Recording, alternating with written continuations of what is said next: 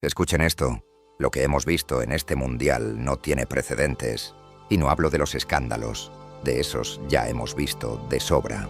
Hablo de la reacción de la afición. Llegamos a una final en la que de verdad se sentía que el mundo entero quería ver caer a Argentina. Y no solo consiguieron exactamente lo que pedían, se lo entregaron de la forma más poética imaginable. Una paliza pública que no solo demostró que Argentina no tenía ningún derecho a estar en una final de mundial, sino que fue tan humillante que los argentinos no pudieron evitar mostrar su verdadera cara. Apenas 5 segundos después del pitido final, sin ninguna provocación, Nahuel Molina golpeó a Rodri, y peor aún, cuando Rodri se giró, más confundido que otra cosa, Molina se le encaró de todas formas, y en lugar de calmar las cosas, sus compañeros se encargaron de hacer el ridículo todavía más grande. Paredes llegó volando, empujó a Eric García del cuello, lo tiró al suelo, y en cuanto se levantó, le pegó otro empujón, desatando una trifulca de verdad mientras zarandeaba a Gavi como si fuera un muñeco. Y aun con todo eso, Otamendi seguía encarándose con Rodri, quejándose de que los españoles habían influido en los árbitros contra ellos. Y cuando llegó el momento de levantar el trofeo, toda la selección argentina se dio la vuelta en señal de protesta. Aunque debo decirlo, entiendo a los argentinos, solo querían que las reglas se aplicaran con coherencia. ¿Por qué iban a expulsar ahora a Enzo Fernández, cuando él y sus compañeros se habían salido con faltas así durante todo el torneo? Y digo todo el torneo, en el primer partido, contra Argelia, Messi le pisa la pantorrilla a Aissa Mandi, con los tacos por delante y por la espalda sin tocar el balón. Una acción que en cualquier otro contexto sería roja directa, y sin embargo no pasa nada. Ni siquiera hay revisión del VAR. El partido sigue, y Messi termina marcando los 3 goles en la victoria por 3-0. En el siguiente partido, contra Austria, hay una falta clarísima de McAllister en la jugada previa al gol. No es la infracción más escandalosa, pero tampoco hubo revisión del VAR pese a las peticiones evidentes, algo que se volvería especialmente interesante más adelante en el torneo. En el partido sin nada en juego contra Jordania, hay cierta polémica por una posible mano de Lo Celso, pero bueno, eso es lo de menos. Había peces más grandes que freír. Así que en los 16avos contra Cabo Verde no hubo grandes polémicas puntuales, pero sí un favoritismo constante hacia Argentina. Y para la prórroga, Enzo podía tirarse al suelo sin nadie cerca, y aún así le pitaban falta. Supongo que a veces es más fácil torcer un partido centímetro a centímetro que tomar una decisión escandalosamente equivocada de golpe. Sin embargo, eso no impidió que se repitiera contra Egipto. ¿Recuerdan que dije que el VAR se había negado a revisar el gol de Argentina contra Austria? Pues bien, el VAR sí estuvo dispuesto a rebobinar hasta una jugada al otro lado del campo para anular un gol de Egipto. El primer problema aquí es que el VAR solo puede retroceder hasta el último momento en que Argentina tuvo opción de defender su portería. Es decir, cuando Tagliafico fue superado por Hassan. Así que, como escribió The Athletic, el fallo colectivo de Argentina al dejar que Dico corriera libre no forma parte del proceso de decisión. Y el segundo problema es que, en cuanto Argentina remontó de forma casi milagrosa, el gol de la victoria llegó justo después de un contacto sobre Mohamed Salah. Esta vez, dentro del área, y aún así el árbitro se negó a revisar el VAR, llegando incluso a expulsar al cuerpo técnico egipcio por protestar. La cara de Mo Salah lo dice todo. Admito que esta jugada concreta podría interpretarse de las dos maneras, pero la diferencia de trato es escandalosamente obvia, porque, claro, a los árbitros nunca les molestó que los argentinos les gritaran en la cara, y aún así no habían terminado.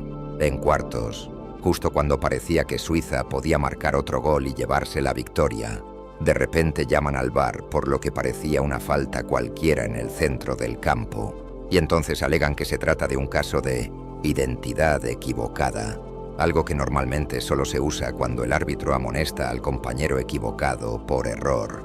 Y sin embargo, cuando aparecen las repeticiones, todo el mundo puede verlo. Paredes claramente no merecía la amarilla.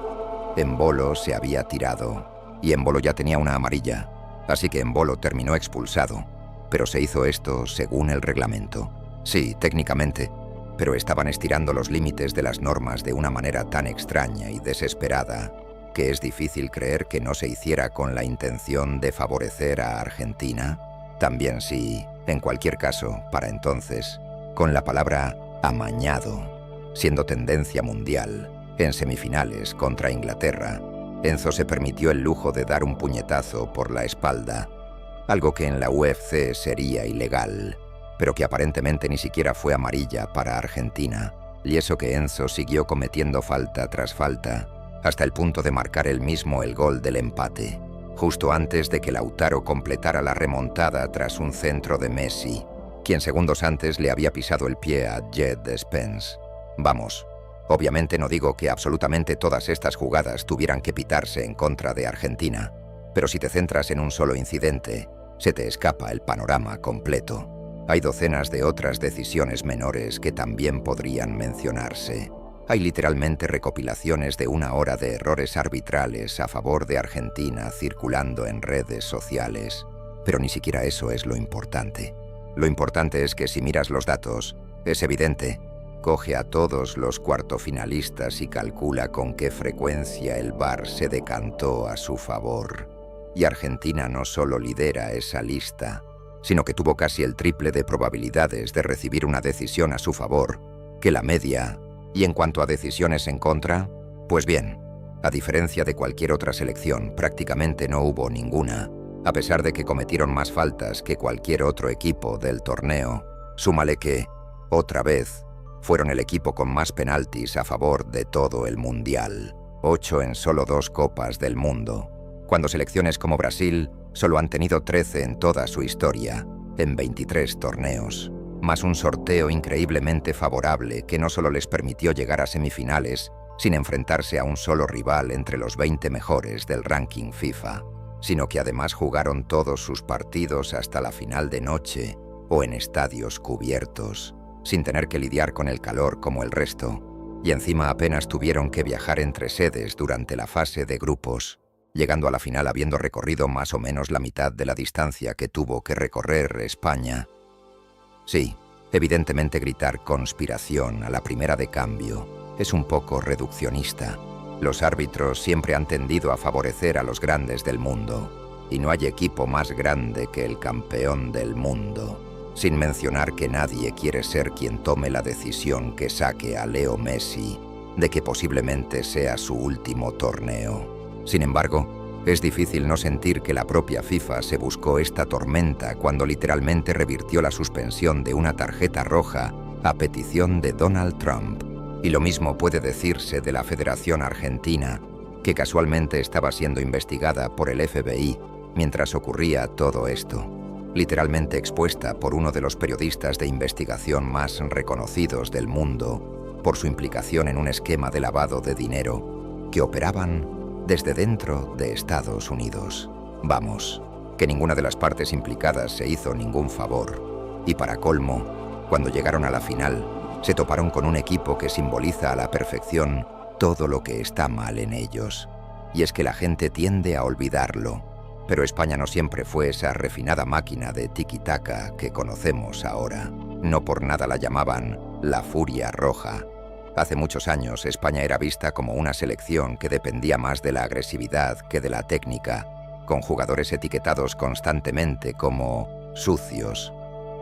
De hecho, allá por 2004, el mismísimo César Luis Menotti, el hombre que llevó a Argentina a su primer mundial, dijo aquella frase tan recordada, que España solo ganaría el día que decidiera si quería ser el toro o el torero.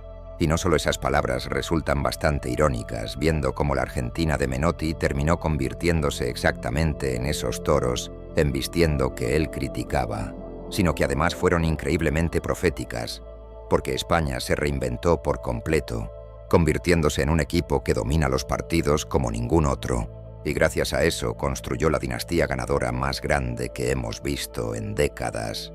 Cuando Aragonés y Del Bosque encadenaron 3 títulos seguidos, era fácil restarle mérito a su trabajo por el talento acumulado en aquella plantilla. Incluso cuando De la Fuente ganó la Eurocopa, algunos podían argumentar que fue en gran parte gracias a la irrupción de Lamine Yamal o al estado de forma brutal de Rodri. Pero esta vez, bueno, De la Fuente tuvo que lograrlo con un Yamal que llevaba 3 meses sin jugar con el Barcelona y un Rodri que todavía se recuperaba de una lesión de rodilla, sin contar con que su amuleto, Merino, venía de pasar por el quirófano y Nico Williams había arrastrado lesiones recurrentes durante todo el año. La mayoría de seleccionadores habrían entrado en pánico y tomado decisiones precipitadas, pero De la Fuente no. La carrera entera de este hombre ha sido una carta de amor al fútbol español y por eso, de forma natural, confió en estos jugadores y los protegió, incluso respaldando públicamente a Unai Simón como titular, pese a lo brillantes que se habían vuelto David Raya o Joan García. Hizo falta valentía, pero basó cada decisión en la convicción de que lo que gana partidos no son los nombres en la alineación, sino el vínculo entre ellos. Y por muy complicadas que se pusieran las cosas, ni él ni sus jugadores soltaron nunca esa filosofía. Desde el primer partido, España estuvo bajo la lupa de la prensa. 74% de posesión, 27 disparos y 0 goles ante un debutante mundialista como Cabo Verde. Después de eso, los periódicos de casa parecían más esquelas que crónicas deportivas. Fracaso histórico. Conmoción total. De repente todo el mundo quería cambios. Pero como dijo Nico Williams, mejor quedarse callados. Como hicieron en la Eurocopa, nadie les daba ninguna opción entonces y todos hablaban. Pero al final él le dio la medalla de campeón a su madre. Y eso es exactamente lo que hicieron. Aislarse del ruido, negarse a alimentar el relato de los medios y seguir adelante. Incluso tras ganar 4-0 a Arabia Saudí, hubo quejas. Ferran Torres fue criticado una y otra vez por fallar ocasiones. Incluso se burlaron de él después de que lo grabaran, durante una revisión del VAR, diciéndose a sí mismo que sea gol, por favor, para terminar anulado. Pero nada de eso afectó al criterio de la Fuente, y de la misma manera en que siguió alineando a Ferran, pese al bajón que atravesaba, también confió en Alex Baena para suplir a Nico sin importar lo difícil que había sido su temporada. Y casi al instante lo vio marcar el gol que aseguró el primer puesto de grupo. Así que, cuando España arrolló 3-0 a Austria, asegurando la mayor goleada de los 16avos, el relato mediático empezó a cambiar. Sin embargo, incluso mientras todos celebraban esa fiesta de goles, con la afición apodando a Oyarzabal como Oyarhaaland, su logro más impresionante pasó desapercibido.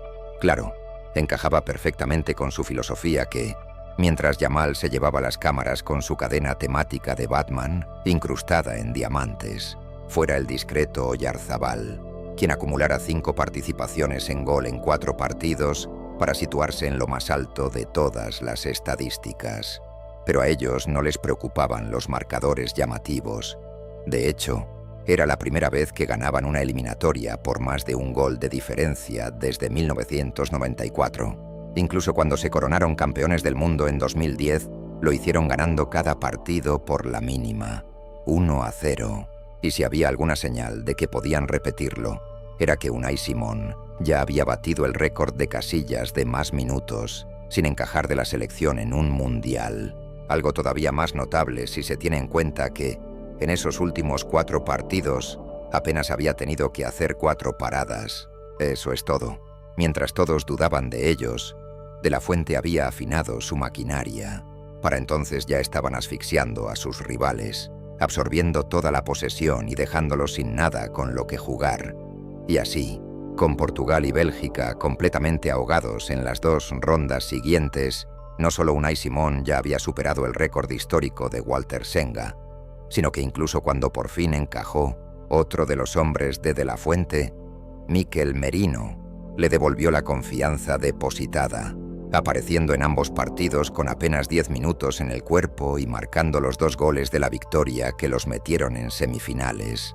De verdad parecía que De la Fuente no podía tomar una mala decisión. Incluso apartar a Pedri, uno de los mejores centrocampistas del planeta, dio resultado casi de inmediato con un gol de Fabián Ruiz a los 30 minutos, quien no soltó ya su puesto en el resto del torneo.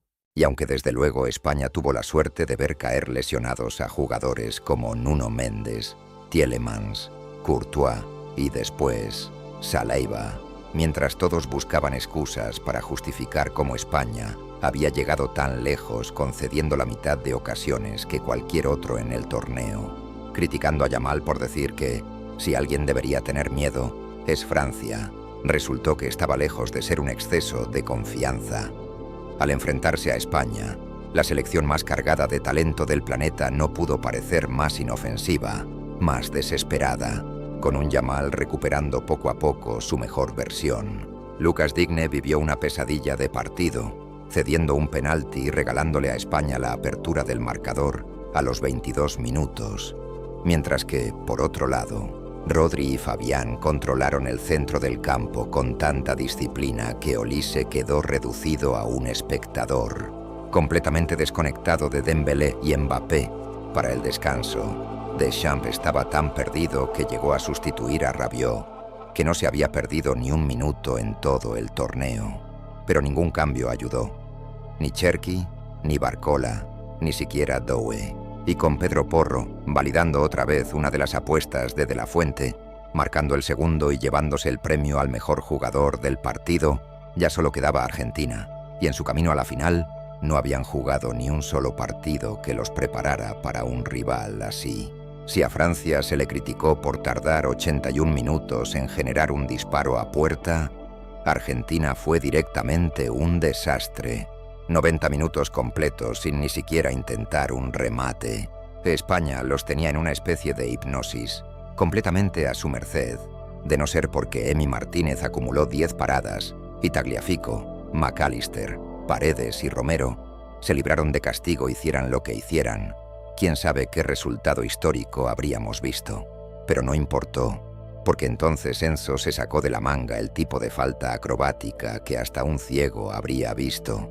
Y aunque Otamendi logró retrasar el gol español tirándose al suelo, este llegó de la forma más poética posible, de manos del hombre que llevaba deseando ese gol desde el inicio del torneo. Como siempre, De la Fuente confió en Ferran y recogió su recompensa. Así que, al final, por mucho que las payasadas de Argentina hayan desviado la atención de este gran equipo, lo que han logrado es una barbaridad: 38 partidos invictos, el récord de cualquier selección nacional, un solo gol encajado en todo el torneo, arrasando en cada uno de los premios, por lo que solo puedo decir que le estaré eternamente agradecido a Unai Simón por librarme de tener que ver a Emi Martínez manosear el guante de oro por segunda vez.